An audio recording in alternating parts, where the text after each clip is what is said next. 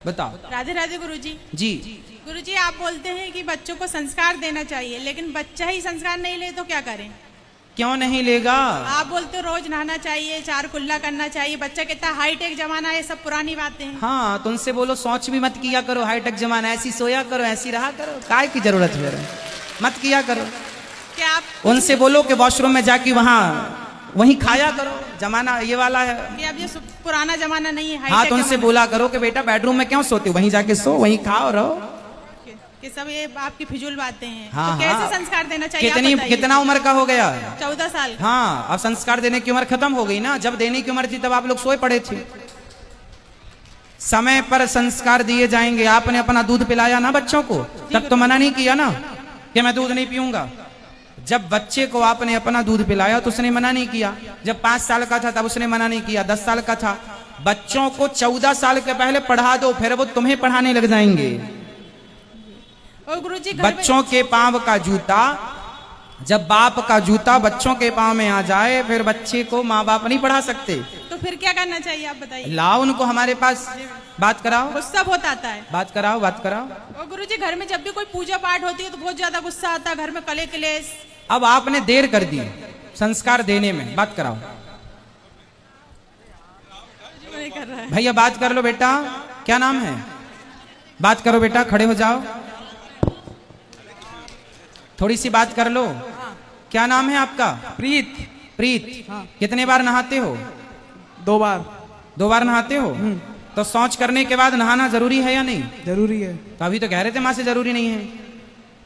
मांस खाते हो? नहीं। फिर बेटा, आज का जो युग है, ये आज के युग में आप क्या चाहते हैं कि मतलब कोई नहाए ही ना? आजकल के बच्चे 4-4 दिन नहीं नहाते। आप तो नहाते हैं, अच्छा है। आप रोज नहाते हैं? हाँ। सर्दियों में नहाते हैं? हाँ, एक दिन छोड़। एक दिन छोड़ के नहा लें, तो ये अच्छा है। नहीं।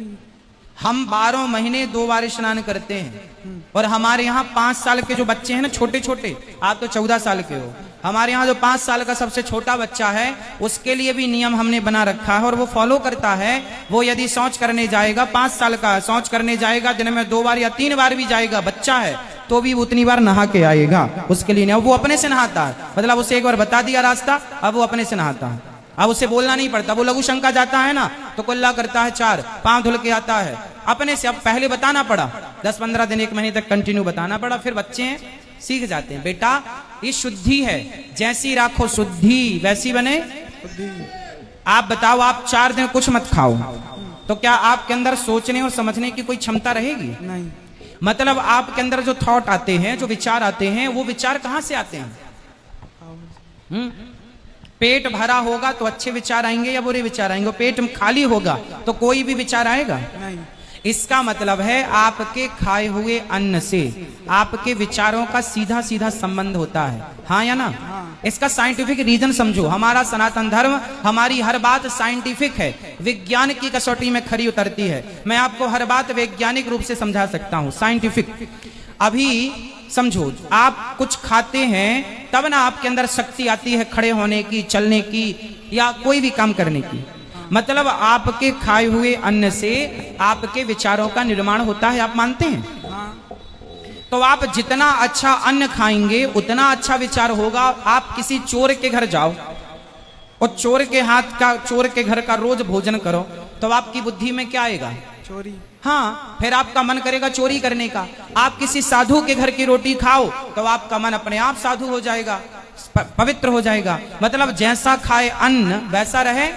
बेटा, भी तो आप बच्चे हैं। जब आप किसी बच्चे के बाप बन जाओगे तो आप भी अपने बच्चों को ये सिखाओगे कि बेटा, जैसा खाओगे अन्न वैसा रहेगा मन। ये परंपरागत है। आज आप बच्चे हो, नहीं समझ रहे हो, जब कल आप भी बड़े होंगे तो आप ही अपने बच्चों को समझाएंगे कि बेटा, जो कह रहा हूं समझ लो, वो तुम्हारे हित में है। अभी आप बच्चे हो बेटा, अच्छे राह पर चलो। हम ये थोड़ी कहते हैं कि आप तरक्की ना करो, खूब पैसा कमाओ, खूब नाम कमाओ, खूब इज्जत कमाओ, लेकिन आज ये बताओ कि आप जैसे पढ़े लिखे बच्चे आजकल पढ़ने लिखने के नाम पर ये पढ़े पूरी रात वारों में जाकर के डिस्को करते हैं। आजकल आपने देखा है बड़े बड़े शहरों में। हाँ। तो ये सही है? नहीं। आप भी करोगे ऐसा? नहीं। क्यों? आप तो पढ़े लिखे हैं। नहीं। बुरी बात है। बुरी बात है ना। मतलब आज आप कहते हो कि महाराज जी मॉडलिंग जमाना है, आधुनिक जमाना, तो आधुनिकता के नाम पर कितना गलत हो रहा है आपको पता है?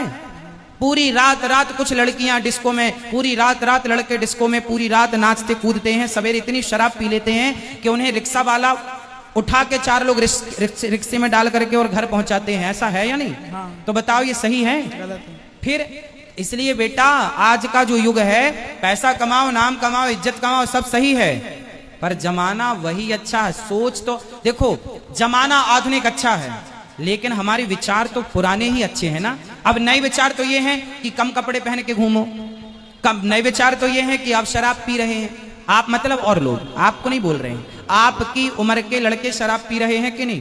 हाँ, पी रहे हैं। पी रहे हैं। आप पीते हो शराब? नहीं। क्यों नहीं पीते? बुरी बात है।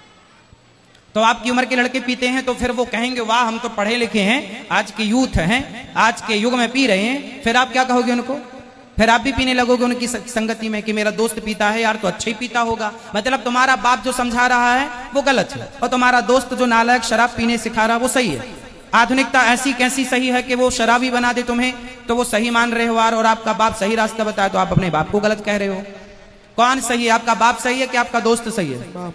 फिर इसलिए बेटा हम, आप आधुनिक हैं, हम भी आधुनिक हैं, लेकिन आधुनिकता में अपने संस्कार खो देना कौन सी समझदारी है? समझदारी है? फिर समय से नहाओ, समय से नहानी तो है, जैसी राखो शुद्धि, आगे बोलो आप, जैसी राखे शुद्धि वैसी रहे बुद्धि। हाँ, शुद्धि से बुद्धि का निर्माण होता है, अन्न से मन का निर्माण होता है ना? अच्छी संगति से अच्छे विचारों का निर्माण हो, इसलिए अच्छी संगति करो। हम कह रहे हैं आपको वैज्ञानिक बनो, आप भी इसरो की तरह चंद्रयान उड़ाओ, आप भी सूर्ययान बनाओ, आप भी मंगलयान बनाओ, लेकिन तरक्की करना कहाँ बुरा है? हमने कब मना किया? लेकिन आप तरक्की करने लग जाएं और अपने बाप माँ को, अरे तुम तो अनपढ़ हो, तुम तो कुछ नहीं हो, आप अपने माँ बाप को जलील करने लग जाएं, आप उनकी आज्ञा का उल्लंघन करने लग जाएं, तो आप पढ़े लिखे हैं, आप तरक्की कर रहे हैं, अच्छी बात है, लेकिन आप एक तरफ अपने माँ बाप को जलील कर रहे हैं, अपमानित कर रहे हैं, ये कैसी पढ़ाई लिखाई है?